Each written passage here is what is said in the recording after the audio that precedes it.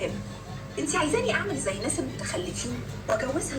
يا صباح الخير عليكم يا حلوين، وحشتوني كتير كتير.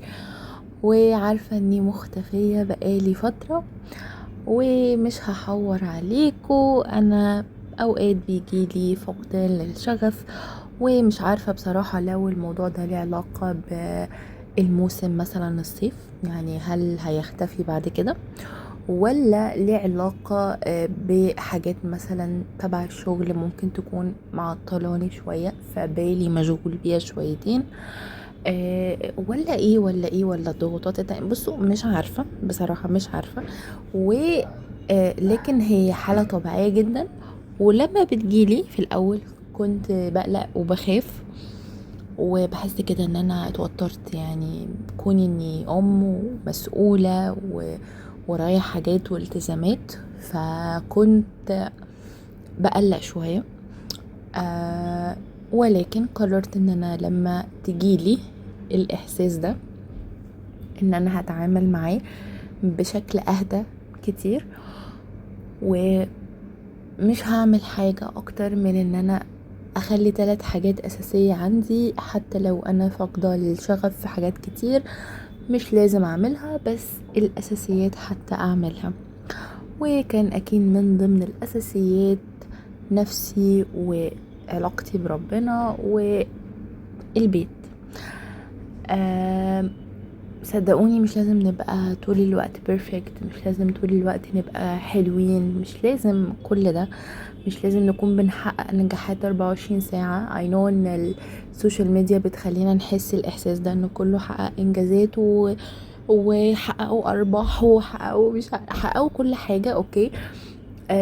in the same time انتوا من الناحية التانية ممكن تكونوا عندكم مشاعر كتير مختلفة ومتلخبطة. ما تقلقوش، انتوا ناس طبيعية يعني. وثانية كده يا جماعة ستوب، عشان انا كنت اصلا بشارك معاكم طريقة المكرونة البشاميل، انا مش عارفة الكلام خدني ازاي، بس حقيقي الكلام وحشني جدا معاكم. بس بعد كده نزلت السوبر ماركت، وهحكي لكم ليه بصور لكم جزء الجرانولا بالاخص. صباح الخير من تاني يوم. لو اقول لكم ورايا تنظيفات قد ايه مش هتصدقوني. ورايا تنظيفات كتيرة قوي، وورايا حاجات كتيرة قوي النهاردة بدكم في يومي اكيد، بس مش كله، يعني هشارك معاكم بعض اللحظات والوصفات، عشان عايزه اعمل حاجات كتير قوي النهارده ان شاء الله. بس بالمناسبه أنا عايزه اعمل لكم ريفيو عن المكرميه دي ودي، وعايزه اقول لكم انها اخترتها، هي كانت صورتين على النت، و ما شاء الله هي عملتهم مع بعض وطلعت شكلها يجنن. بما ان ده تخصصي يعني النسيج، الغرزة ما شاء الله تحفة، التفاصيل، الضمير، اختيار حتى الخيط، بصوا ده مش خيط شكله عادي، فبجد تحفة. واخترت معاها النجفة دي خطيرة عشان ترد عليها، بجد تحفة تحفة تحفة يعني. بس فاستنوا الريفيو على الاتنين دول.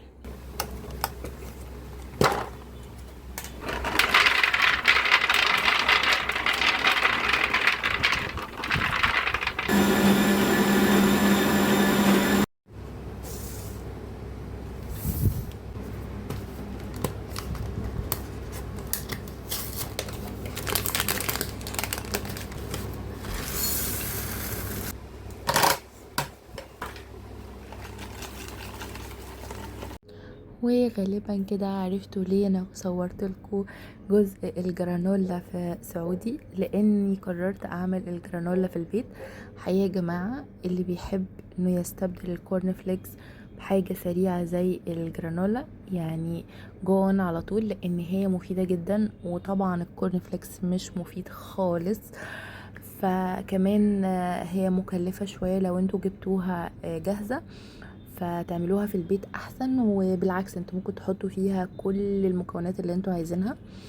بس انا بحب اعملها بالزبادي، بحب اعمل جار واحط عليه بذور شيا، واحط عليها الجرانولا واي فاكهة موجودة عندي. الميكس ده خطير يعني. بس بتسيبي بذور الشيا زي ما اتفقنا قبل كده فين، في التلاجة، تبيتيها ليلة كده عشان تغير حجمها. وبعدين بقى قررت اعمل لهم بيتزا في البيت.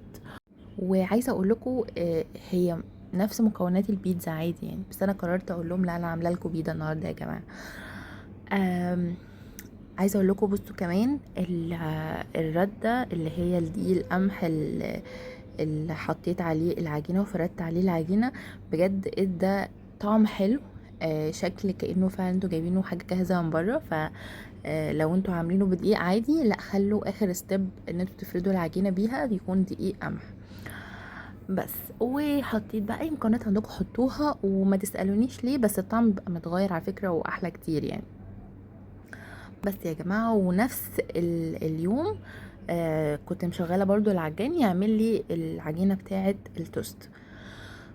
قلت بقى يعني هو يوم المعجنات والفرن بقى ايه سخن وكده، فيلا بقى بينا بقى نعمل ايه التوست ونعمل الغدا في نفس الوقت.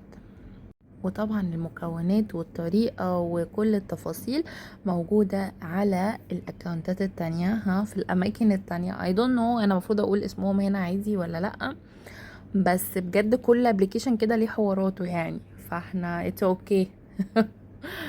بس يا جماعة، ودخلتها الفرن بجد برضو ما بتاخدش وقت خالص. واهم حاجة ان انا مش بحط لها حاجة من فوق، يعني بسيبها بس حجمها يتضاعف. وبعد كده بحط عليها اول ما تطلع زبدة مش اكتر. عايزة اقول لكم ان هي الزبدة بتدي اللون الخطير التحفة، وبتوفي وتكفي يعني، لا بحط بقى لا بياض بيضة ولا اي حاجة من الحاجات دي. وبس يا جماعة، شاركت معاكم النهاردة مش يوم يومين وشاركت معاكم بعض الانجازات، لان بجد التصوير والفلوجات والحاجات دي كلها بتحسسني بجد بطاقة ايجابية. ويكفي ان ليا صحاب في اماكن كتير، ناس معرفهاش ولا هي شافتني ولا شفتها، بس بتكتب لي كومنتات حلوة وبتبقى عايزة تتابعني. دي يعني لوحدها طاقة ايجابية بجد، يعني انتوا حقيقي طاقة ايجابية في حياتي. بس كده، قولوا لي لو انتوا كمان بتمروا بنفس اللي انا بمر بيه، بتعدوه ازاي يا جماعه؟ قولوا لي، احنا عايزين حل. وان شاء الله انزل لكم فلوجات كتير قوي الفتره الجايه وروتينات، واشوفكم على خير. وبس كده يا جماعه، اي وصفه هتلاقوها في الاكونتات التانية بالتفصيل.